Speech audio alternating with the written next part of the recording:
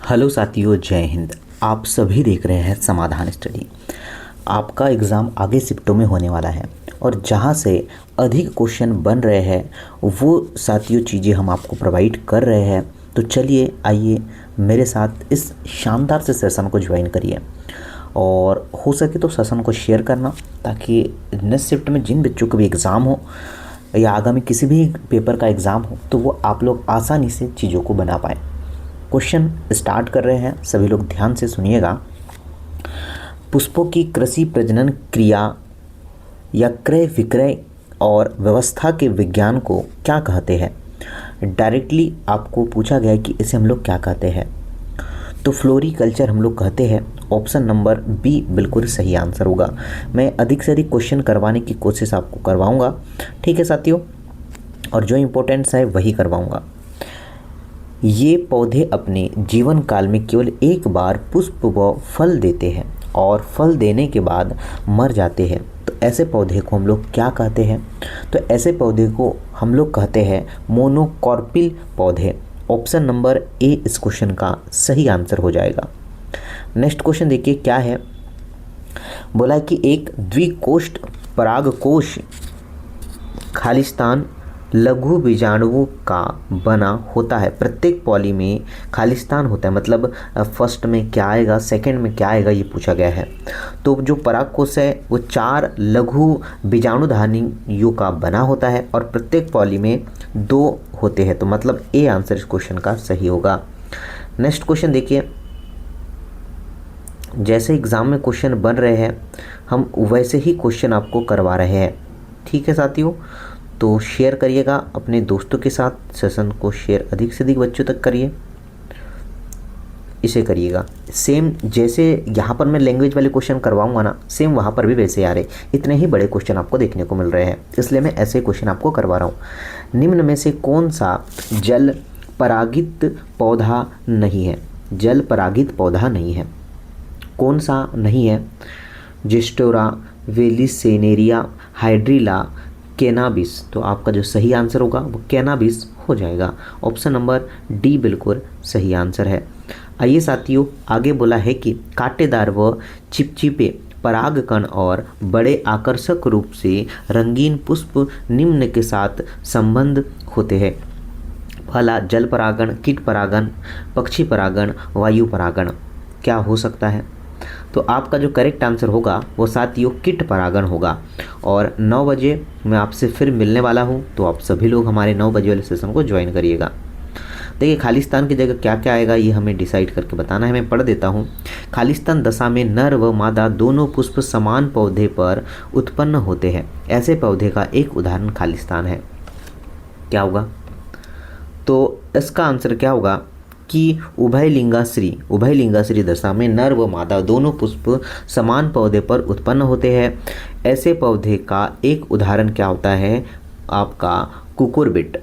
तो आपका सही आंसर ए हो जाएगा, तो ये आपको ध्यान रखना है, ठीक है। चलो आगे देखते हैं क्या है, इसको सॉल्व करिएगा। क्या है कि इनमें जीनोगैमी को सुनिश्चित करने के लिए नर व मादा पुष्प अलग अलग पौधे पर उपस्थित होते हैं। पहला होगा पपीता, लौकी, मक्का, उपरोक्त सभी। तो क्या आंसर हो सकता है? तो पपीता बिल्कुल इस क्वेश्चन का सही आंसर होगा। नेक्स्ट पर आते हैं, बात करें कि परागकण की खालिस्तान कोशिका विभाजन होकर 2 नर युग्मकों को निर्मित करती है। याकीय कोशिका, जनन कोशिका, लघु बीजाणु, मातृत्व कोशिका, इनमें से कोई भी नहीं। क्या हो सकता है? तो आप अगर आंसर कर रहे हैं जनन कोशिका तो बिल्कुल सही आंसर होगा। आइए साथियों नेक्स्ट की बात करेंगे कि परागली की भ्रूणकोश की ओर वृद्धि होती है। रसायनीवर्ती, स्पार्शनुचलन, गुरुत्वानुवर्ती, इनमें से कोई भी नहीं। तो बात करते हैं राइट आंसर की। आपका होगा रसायनुवर्ती। ऑप्शन नंबर ए बिल्कुल सही आंसर है। अब जो है कुछ डायरेक्टली एनसीईआरटी के क्वेश्चन करवा देता हूँ आप लोगों को। डायरेक्टली एनसीईआरटी के कुछ क्वेश्चन आप सभी के लिए, ठीक है, वो तो पूरा करेंगे हम लोग क्योंकि डायरेक्टली एनसीईआरटी के हो गए। चलिए ये देखिए, सभी लोग सॉल्व करिएगा, इन्हें तो हम लोग पूरा करेंगे क्योंकि ये डायरेक्टली वो एक्सेप्टेड थे, ये डायरेक्टली एनसीईआरटी के क्वेश्चन है, आपको एज इट इज़ देखने को मिलेंगे। नीचे संबंधित शब्द में से वे जो एक पुष्प चक्र के लिए तकनीकी रूप से सही नहीं है, कौन से नहीं है? आपका पुमंग है, अंडाप है, दलपुंज है, बाह्य दल है, बाह्य दलपत्र है। तो आप लोगों को ध्यान रखना है कि यहाँ पर अंडप और साथियों बाह्य दलपत्र नहीं, बाकी पुमंग और दलपुंज ये बिल्कुल सही होंगे, आप लोगों को नहीं पूछा गया था। नेक्स्ट की बात करते हैं कि भ्रूणकोश बीजांड के लिए वैसे ही है जैसे खालिस्तान परागकोश के लिए है। पुंकेसर, पुतंतु, परागण, पुमंग, क्या आंसर निकल के आ सकता है? तो हम आंसर लगाएंगे कि साथियों सी हो जाएगा, परागण तो बिल्कुल सही आंसर होगा। आइए भाई साहब नेक्स्ट क्वेश्चन देख लेते हैं क्या है। नेक्स्ट क्वेश्चन आपको स्क्रीन पर नज़र आ रहा है कि एक जो है प्रारूपिक पूर्ण द्विलिंगी और अधोजायांग पुष्प में पुष्पासन पर पुष्पीय चक्रों की व्यवस्था बाहर से अंदर की ओर होती है, तो वह होगा आपका बाहर से अंदर की ओर बोला है, ठीक है। यहाँ पर आप लोग देखिएगा बाहर से अंदर की ओर होती है, तो कोई बताएगा बाह्य दलपुंज, पुमंग, जायांग, बिल्कुल साथियों सही है, ये आंसर सही है। 2 से 3 क्वेश्चन डेफिनेटली आपको यहाँ से देखने को मिलने वाले हैं कि एज इट इज क्वेश्चन को एग्जाम में पूछेगा। क्वेश्चन देखिए पढ़ते हैं कि एक द्विबीजपत्री पौधे को जन्म देता है परंतु फलों व बीजों को कभी नहीं उत्पन्न करता है। उपरोक्त स्थिति के लिए सबसे अधिक संभावित कारण क्या है? अब देखिए हम लोग कारण पढ़ते हैं। पौधे एक लिंगाश्री होते हैं जिसमें केवल पिस्टिलेट पुष्प होते हैं, ये नहीं होगा।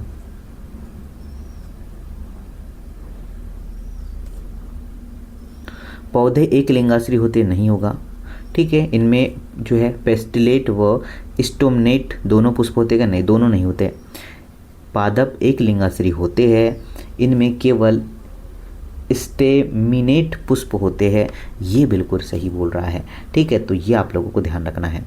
आइए साथियों नेक्स्ट क्वेश्चन क्या बोल रहा है। किसी परागकोश में लघु बीजाणुधानी की सबसे बाहरी और सबसे अंदर की परतों को क्रमशः कहते हैं अंतः स्तर व टेप्लिटम, बाह्य त्वचा व अंतस्त्वचा। बाह्य त्वचा व जो है मध्य स्तर, बाह्य त्वचा व टेप्लिटम। तो आपका राइट आंसर होगा इसका भी ऑप्शन नंबर डी, बाह्य त्वचा और tapetum is the right answer. Next होगा साथियों लघु बीजाणु जन के दौरान इनमें अर्धसूत्री विभाजन होता है। अंतःस्तर लघु बीजाणु मात्रक कोशिकाएं, लघु बीजाणु चतुष्क, परागकण। आंसर की अगर बात करते हैं तो आपका लघु बीजाणु मात्रक कोशिकाएं लगाया है तो बिल्कुल सही आंसर होगा। नेक्स्ट देखते हैं कि नीचे दिए गए शब्दों में से समुच्चयों में से इन्हें पहचानिए जो जायांग से संबंध है। बताइए। पहला वृत्तिकाग्र बीजांड, बाह्य कोश, बीजांडन्यास, प्लेसेंटा जिसे कहते हैं, पुष्पासन, स्त्री केशर, वृत्तिका बीजांड। बताइए सभी साथी सॉल्व करिए और ऐसे ही क्वेश्चन आपको एग्जाम में देखने को मिल रहे हैं। आपका जो राइट आंसर होगा वो निश्चित तौर पर ए हो जाएगा। आइए साथियों बात करें कि सबसे अंदर के भाग से आरंभ करते हुए एक बीजांड के भागों का सही अनुक्रम आपको बताना है। अंडप, बीजांडकाय, भ्रूणकोश, अध्यावरण। अंडप, बीजाणुकोश, बीजांडकाय, अध्यावरण क्या हो सकता है बताइए। तो आपका राइट आंसर होगा कि अंडप होगा, फिर आपका भ्रूणकोश, बीजांडकाय, अध्यावरण बी बिल्कुल सही है। नेक्स्ट की बात करते हैं सर, सुनिएगा क्या है। नीचे दिए गए कथनों में से उस विकल्प का चयन करें जो एक पुष्पीय पादप के एक प्रारूपी मादा युग्मोद्भिद के लिए सत्य है। क्या बोला यहाँ पर? सत्य कथन की बात कर रहा है। यह परिपक्वता पर 8 केंद्र की और 7 कोशिकाएं होती है। नहीं साथियों, ये क्वेश्चन पिछले बार आया था। यह विकास के दौरान स्वतंत्र नाभिकीय होता है। यह मध्यावरण के अंदर परंतु बीजांडकाय से बाहर की ओर स्थित होता है। निश्चित तौर पर सही बोल रहा है। क्या बोल रहा है? ओ साई भाई साहब, ऐसा क्वेश्चन है। चलिए देखिए, पूरा क्वेश्चन नहीं देख पाए हम लोग, तो अब बात करते हैं। ठीक है, तो आपका परिपक्व 8 कोशिका और 7 कोशिकाएं होती है, बिल्कुल सही है। विकास के दौरान स्वतंत्र जो है नाभिकीय होता है। आपका आंसर होगा सी। ठीक है, सी आंसर होगा, ये आप लोगों को ध्यान रखना है। आइए बात करेंगे नेक्स्ट की कि एक चेस्मोगेम्स पुष्प में ऑटोगेमी हो सकती है यदि, अब आपको इसका रीज़न बोला है। क्या यदि क्या होने वाला है? पहला, परागकण बीजांड की परिपक्वता के पहले परिपक्व होता है, नहीं। बीजांड पराग की परिपक्वता के पहले परिपक्व होता है, नहीं। पराग और बीजांड दोनों एक साथ परिपक्व होते हैं, बिल्कुल साथियों, एक साथ परिपक्व होते हैं। सी आंसर सही था। नेक्स्ट देखते हैं क्या है। नेक्स्ट है कि निम्न में से कौन सा कथन सही है? पहला, क्लिस्टोगेम्स पुष्प सदैव ऑटोगेमी प्रदर्शित करते हैं। चेम्बोगेम्स पुष्प सदैव ऑटोगेमी प्रदर्शित करते हैं। क्लिस्टोगेम्स पुष्प ऑटोगेमी व जीटोनोगेमी दोनों को प्रदर्शित करते हैं। आप सभी साथी सॉल्व करिएगा, तो आपका जो करेक्ट आंसर होगा ना भाई, कि क्लिस्टोगेम्स पुष्प सदैव ऑटोगेमी प्रदर्शित करते हैं, ये आंसर बिल्कुल सही होगा, बिल्कुल बिल्कुल राइट होगा। आइए आगे देखते हैं क्या है। सेशन को शेयर जरूर करिएगा जितने भी साथी देख रहे होंगे। आगे आइए, नेक्स्ट क्वेश्चन है कि एक निषेचित भ्रूण में अणु अगुणित, द्विगुणित और त्रिगुणित रचनाएं तो कौन कौन सी है? पहला, सहायक कोशिकाएं, युग्मनज प्राथमिक भ्रूणकोश केंद्रक, सहायक कोशिकाएं, प्रतिव्यवसांत कोशिकाएं, ध्रुवीय केंद्रक, व्युत्तांग कोशिकाएं, सहायक कोशिकाएं, प्राथमिक कोशिकाएं। बताते चलिए कि क्या आंसर आप सभी लोग कर पाते हैं। तो भाई साहब, अगर आप सभी का आंसर ए आ रहा है कि सहायक कोशिकाएं, युग्मजन व प्राथमिक भ्रूणकोश केंद्रक, तो इसका सही आंसर होगा।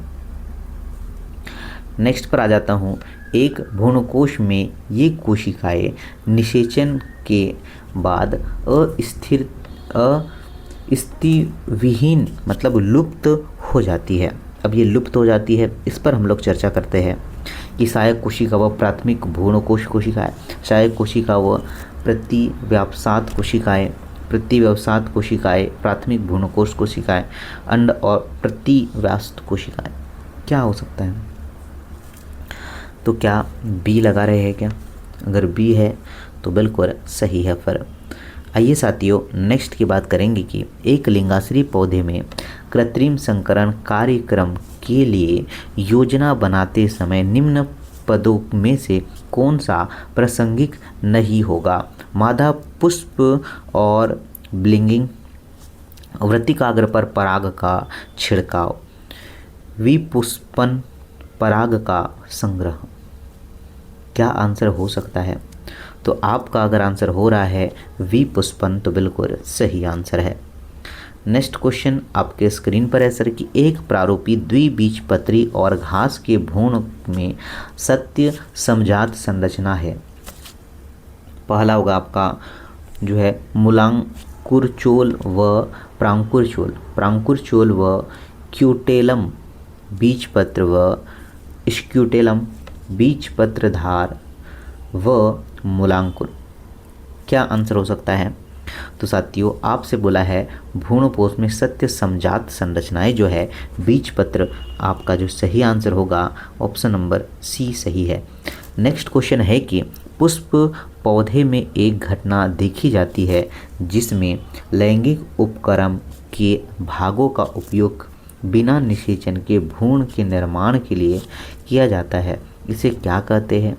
जो है निषेचक फलन, एम्पोमिक्सिस, कायिक प्रवर्धन, लैंगिक प्रजनन।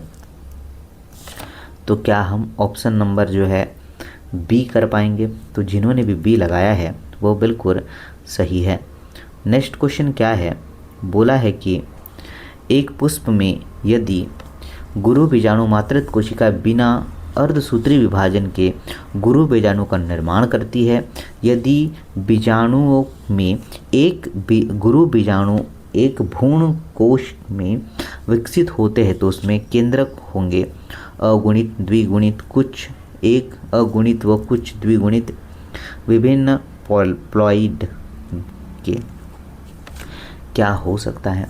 तो आइए हम बात करते हैं, क्या सभी साथी द्विगुणित लगा रहे हैं क्या? तो जिन्होंने भी लगाया है तो बिल्कुल सही है। वह घटना जिसमें अंडाशय बिना निषेचन के फल में विकसित होते हैं कहलाती है। पहला है साथियों निषेचन फल, एपोमिक्सिस, अलैंगिक प्रजनन, लैंगिक प्रजनन। तो आपका सही होगा अनिषेचक फलन, ए आंसर सही है। तो ये कुछ इम्पोर्टेंट क्वेश्चन थे जो आपका आ रहे हैं। तो हम कोशिश कर रहे हैं कि साथियों आपको और 9 बजे हम फिर लाइव आने वाले हैं आप लोगों के साथ और आप सभी के जो शानदार चीज़ें आपको जो मिल रही है उसको हम और भी आगे बढ़ाएंगे। तो चलिए साथियों, मिलता हूँ नेक्स्ट सेशन में। शेयर करिएगा, लाइक करिएगा, अपने दोस्तों को बताइएगा कि जल्दी से सेशन को हमारे ज्वाइन कर लें। धन्यवाद। जय हिंद।